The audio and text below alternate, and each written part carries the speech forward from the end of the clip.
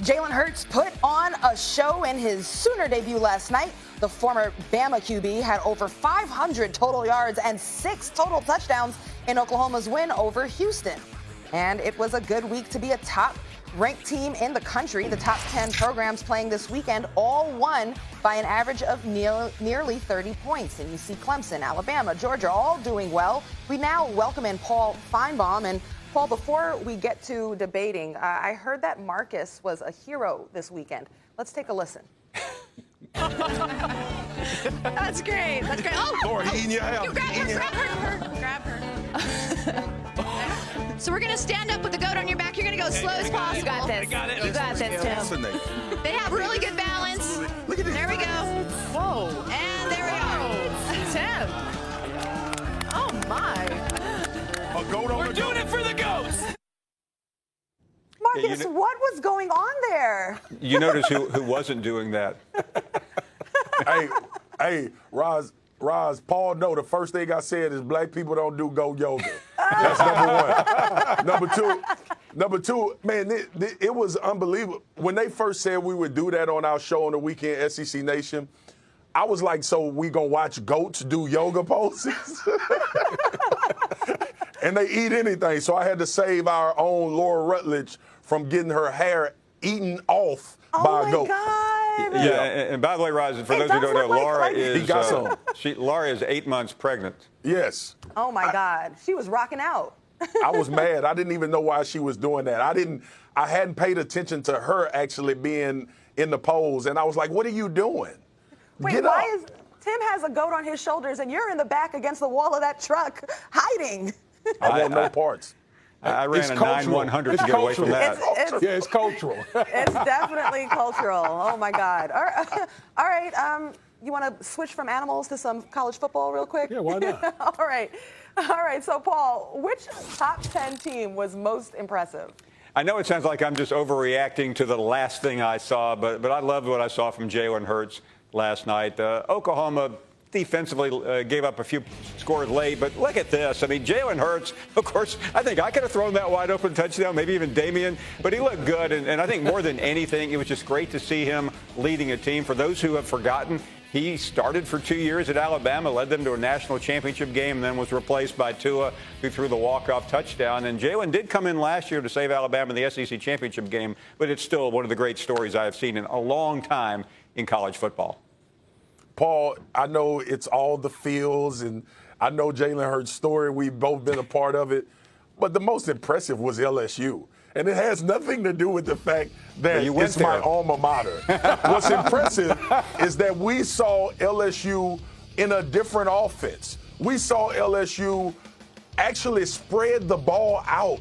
We saw Joe Burrow throwing to multiple receivers. We saw LSU do things in one game that we hadn't seen them do in the last 7 to 8 years. To me, that was the most impressive performance but with LSU in their offense, and kind of some of that Joe Brady who came over from the New Orleans Saints talk coming to fruition. Now, they got a big one against Texas. Can you do it against that type of talent? But the most impressive to me has to be LSU, because we saw an offense that actually is a 2019 offense.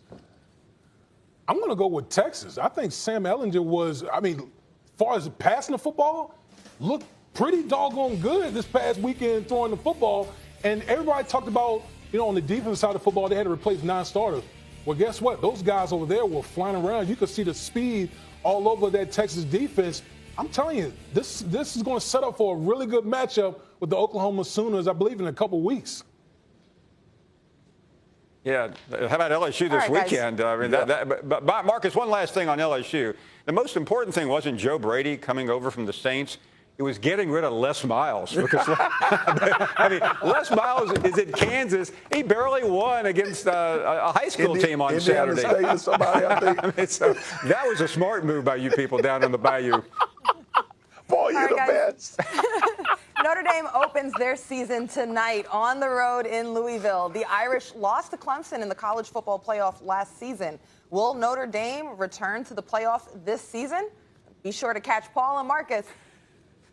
Paul, you got an answer for me? Yeah, I got a quick answer. No. I mean, and it's not about tonight. Tonight's a good chance for a win, but Notre Dame goes to Georgia in a couple weeks. They won't win there. They deal with Michigan at Ann Arbor a few weeks after that, and they won't win there either. I think they're a really good team. I think they could be 10-2, but they are not going back to the playoffs. And frankly, they should never be allowed back to the playoffs after their embarrassing loss last year to Clemson. They should be given a 5-year probation. Notre Dame hasn't done well in playoffs or championships. They'll be a really good team, and that's not to take away from anything that Brian Kelly will be able to accomplish, especially with Ian Book at quarterback. But the fact that they don't play in the conference and they might easily lose 3 games this season because they also end the year with Stanford, which we all know is a tough game as well for them. I don't see them making the playoffs, not only because of schedule, but also when they lose, they're not 10 times more than most of these teams that are in conferences that still possibly have the ability to play for a championship. Yeah, and I agree with all of you guys. I think the fact that you've talked about Michigan, you've talked about Stanford at the end of the year, Georgia. I mean, to me, those count as 3 losses. And the memory from the college football playoff, I think it's still fresh in people's mind with Notre Dame. They just haven't done well in college football playoffs, and I think that's going to be one of the many reasons why they won't make it back. Paul, earlier we talked about the standouts from the top 10. Which of the top 10 teams might you be concerned about? I was a little concerned about Michigan. I've been high on Jim Harbaugh, but they really struggled. I mean, they were barely winning their game at halftime. And I know we can overreact. Of course we can overreact. This is First Take. But hope Stephen A's not watching. They should have looked better. And I think they will be better. But they had a rough first week out. Yeah, I have to agree with you, Pete Town. Like, I was really concerned with how Michigan looked. I actually picked Michigan to win the Big Ten, and then looking at what Justin Fields was able to do, that line got a little closer. But with that being said, with Gaddis over there, with Shea Patterson, I think as this season progressively continues, Michigan will get a lot better. And people have to remember, Michigan lost a lot of really good players last year on the defensive side of the ball as well. So they have to make strides there. But I still like what they have in Peoples-Jones. I like Black coming back and being healthy at wide receiver and opening this offense up as well. Harbaugh at times became a little stagnant, and we all know what Michigan's job is. Michigan's job is to beat Ohio State. I think they'll be able to contend. They have to watch out for Penn State. That'll be a good football team as well. But Michigan this year should be able to win the Big Ten, and if they don't, people will be screaming to get Harbaugh out of Michigan. Listen, I'm sitting back watching the Alabama-Duke game, and I know the score is going. People look at the score and be like, "Oh, well, it was just, it's just tremendously lopsided or whatever." But I'm just watching Alabama. There was a good portion of that game. They just looked sloppy. Right. They really did. They looked really sloppy against the Duke team with Daniel Jones going into the National Football League. I mean, there were some things that Duke did defensively that was causing fits for Alabama up front. So I know that they won lopsided, but I'm sure Nick Saban has a lot of things that he wants to try to get corrected from that victory. Damien, that's the standard at Alabama. They win 42-3, they cover, and you've made a legitimate cause in case why they didn't look very good. That's Alabama football. Yeah, no doubt. Look, Woody, to your point, and Paul knows as well as anybody in the world about the temperature at the University of Alabama. Here's what I will say. They struggled defensively. Missing Dylan Moses showed its face. Mm-hmm. And I don't want to be too hard on those young guys because they're trying to adjust on the fly as well, factoring in the new roles. Shane Lee, I thought they did a pretty good job. And let's not forget, man, Cutcliffe was on the other sideline. That's a really good coach. He was going to, Tim said it on our show Saturday, Tim Tebow that is, that Duke would put Alabama in some situations on defense that would cause them to maybe have some things that went bad, and it did. Duke was able to move the ball at times. They need to continue to shore up this middle linebacker position at Alabama, the competition to come. The great thing about it, Paul, as everybody knows, and as everybody has said all season, they have plenty of time against some of these scrubs until they play somebody. They have all season. I have one more for you before you go. Oregon lost a close one to Auburn. Will the Pac-12 make it to the college football playoff? I could pontificate, but I'm going to answer your question very succinctly. No. N-O. Pac-12, get out of my hair, man. I mean, every year they tease us, and every year they blow the opening game. Last year was Washington in a close one against Oregon. I mean, against Auburn, and this time it was Oregon. Auburn was struggling. They were almost out of this game, and somehow Mario Cristobal mismanaged the game clock. He mismanaged the plays, and with a really good quarterback in Justin Herbert, they found a way to lose. Give Auburn credit. They won at the end with a freshman quarterback, but come on, Oregon was their last big chance. Stanford, USC, Utah, please. Paul, I hate to say it, but I'm with you.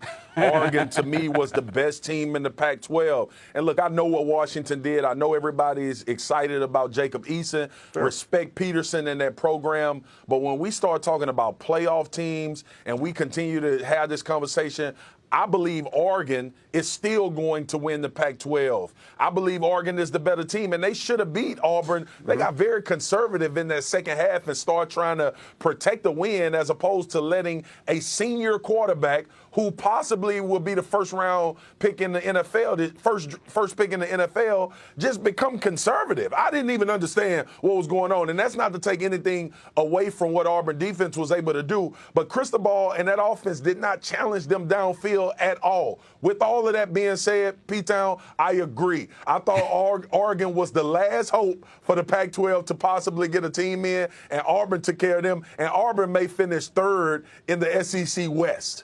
Exactly.